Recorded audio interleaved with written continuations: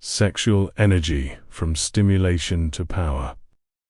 Why does the modern man carry so much arousal, yet so little real energy? Why, in a world flooded with sexual stimulation, do focus, motivation, and vitality collapse? Why, instead of strength, direction, and creation, do we experience anxiety, burnout, and constant inner noise? This isn't about sex, and it's not about women. It's about managing sexual energy in a world the human body was never designed for. What health really means in biology. There's a simple biological rule. The better an organism is adapted to the environment it evolved for, the higher its efficiency, energy capacity, and longevity. Health is not nothing hurts. Health is when the body spends minimal resources just to maintain itself and has maximum resources left for action, growth, and creation.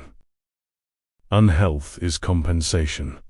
It's when the body constantly has to neutralize conditions that are unnatural to it, like an engine designed for clean fuel being forced to run on a distorted mixture. It may still move, but it burns itself in the process. Evolution is slow, much slower than technology. This is the foundation most people miss. The body adapts extremely slowly. Not because it's inefficient, but because adaptation must be tested by time. If a species adapted instantly to every change, it would lose efficiency and die out. That's why biological adaptation happens over thousands of years. For scale, Homo sapiens as a species, up to 300,000 years. Human neurohormonal systems, millions of years old.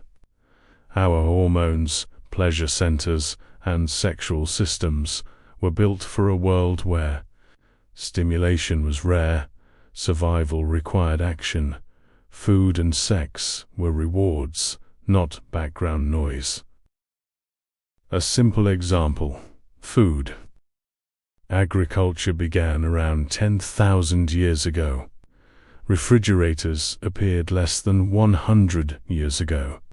And yet the human body still functions best with intermittent hunger and limited intake. Why? Because 10,000 years is nothing for evolution. Now compare that to how fast technology has changed in just the last 20 years. We adapted our tools, but our biology stayed the same, and here's the key problem. We have no built-in braking systems for modern abundance. But we do have powerful acceleration mechanisms, because, throughout evolution, survival favored those who consumed as much as possible, whenever possible. Why sexual energy is the most vulnerable system. Human sexual systems, hormones, arousal circuits, pleasure centers, were shaped over hundreds of millions of years. And they are defenseless against three modern factors that are less than 100 years old. These three forces distort sexual energy more than anything else. Factor 1. Consciousness. Consciousness is power and a trap. Human consciousness is extraordinary. A child can hold an abstract goal for decades. I go to school now so I can dominate life later. No animal can do this. Consciousness allows long-term discipline, strategy, and delayed gratification. But this power cuts both ways. Any desire or fear can hijack attention and endlessly replay itself. And the body reacts as if it's real. The brain does not distinguish reality from imagination. Your hormonal system doesn't care whether a stimulus is real or imagined. A horror movie proves this. You know you're safe, and yet your heart races, your muscles tense, stress hormones flood your body. Same mechanism, different intensity. And the same thing happens when you obsess over hypothetical threats or hypothetical desires. The body reacts before reality exists. Sexual overstimulation creates permanent arousal. When consciousness is overloaded with artificial sexual stimulation, the nervous system enters a self-sustaining arousal loop. Excitement no longer needs real interaction.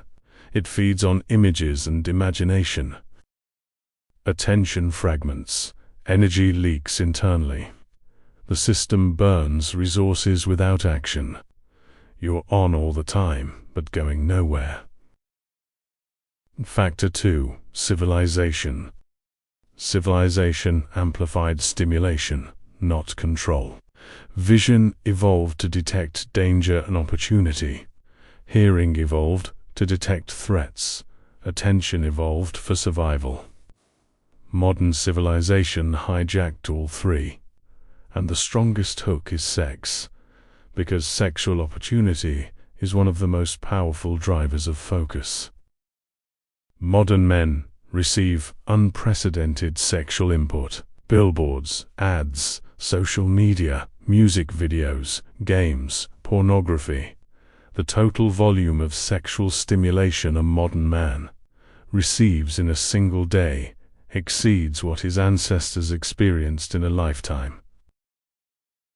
One evening online can expose you to more naked bodies than your grandfather saw in his entire life. That's not exaggeration, that's scale. The brain interprets this as unlimited mating opportunity. The male nervous system begins to believe it lives in a world of unlimited sexual access, but reality doesn't match the signal. So tension builds. The promise is constant. The fulfillment is absent. And this contradiction creates chronic dissatisfaction and agitation. Factor 3. Women. Female beauty is a biological language. Skin clarity, hair strength, lip fullness, color, leg-to-hip ratios. These are not preferences. They're biological signals of fertility and health. The male brain is wired to respond. Modern enhancement multiplies sexual signaling. Cosmetics, fashion, lighting, surgery, filters, they amplify these signals far beyond natural levels. Biology stays the same, but the signal intensity explodes. The brain reads this as genetic perfection, and attention locks. Social media makes this endless. In the past, stimuli disappeared. Now they follow you. Feeds, stories, algorithms, notifications. Sexual signaling becomes background radiation. The core insight: sexual energy is attention energy. Energy never disappears, it moves. If attention lives in fantasy, sexual energy fuels images. If attention returns to reality, sexual energy becomes drive, discipline, movement, and creation. Sexual energy management is not suppression, it's relocalization from imagination back into life. You are not broken. You're operating ancient systems inside a hyper-stimulating world, and if you don't manage this pressure, it will manage you. In the next videos, we'll break down practical mechanisms. How to reduce cognitive overload. How to convert arousal into action. How to stop living on stimulation and start living on strength, because male freedom doesn't begin with controlling the world. It begins with controlling what happens inside you. If this video helped you, subscribe now, because we are just getting started.